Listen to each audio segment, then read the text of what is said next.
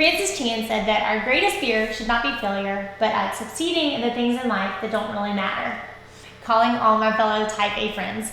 I don't know about you, but for me, when it comes to planning my goals, it seems like it takes no time before my ambition jumps in the high seat and tries to plan all the goals, right? The past few years, I've leaned on a tool called Powersheets to help me focus on making what matters most in life happen. And I'm starting a new series here where I'm going to take you behind the scenes each month at my goals and my progress. Hey y'all, I'm Ashlyn Carter, calligrapher and copywriter behind Ashlyn Writes.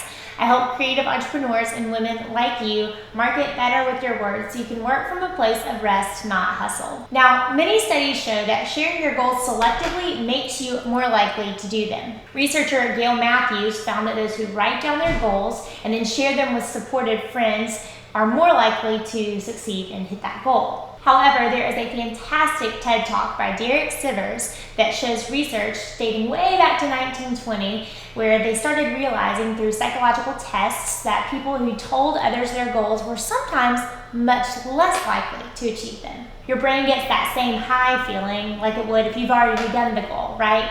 And then your motivation is shot. So where does this leave people like us and me, as I've just now told you that I'm going to share with you some of my goals? It seems like nowadays, at least, it's part of our personality as creatives and entrepreneurs to share our goals and what we're working on with others. Well, I think we need to find a happy medium when it comes to sharing our goals.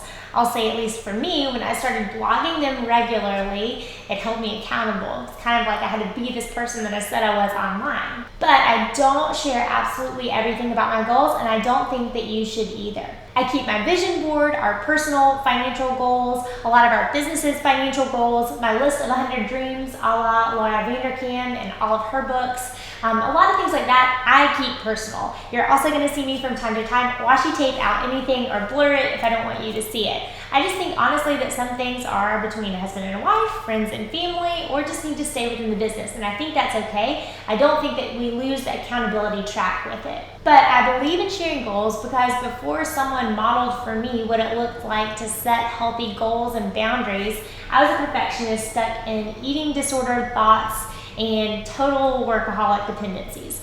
So that is why I do this. I needed to see some healthy goals modeled to just come up with ideas about what I could do, and so that's what I hope this is for you, a place to get ideas. Powersheets, created by Laura Casey, are a grace-filled goal-setting tool just for women like you and me, coming alongside us and helping us figure out how to create a purposeful, meaningful life baby step by baby step. It is, hands down, the best goal planner that I have found. Let's hop over and see what I'm working on this year and in January. Okay, let's dig in. I'll show you what my Powersheets look like.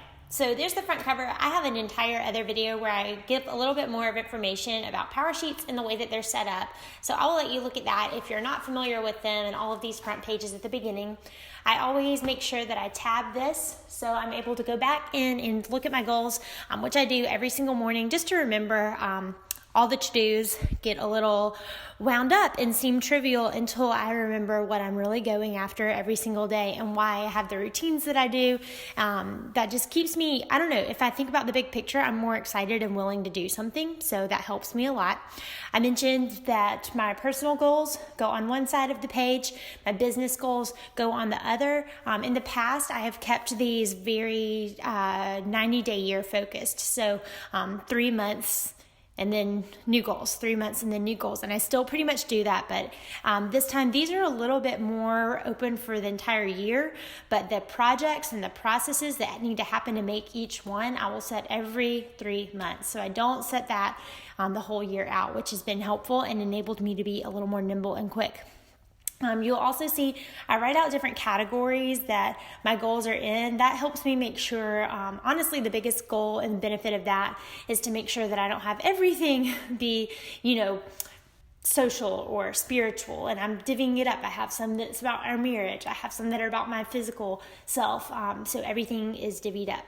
I'll let you pause the video and read those if you want to dive in a little bit more, but I'm going to keep going and then show you what things look like under my tabs. So when I flip to January, this is my tending list for January. It stays open next to me, but I will keep our monthly goals ready. Most of my business projects I keep in the 90-day year planning app.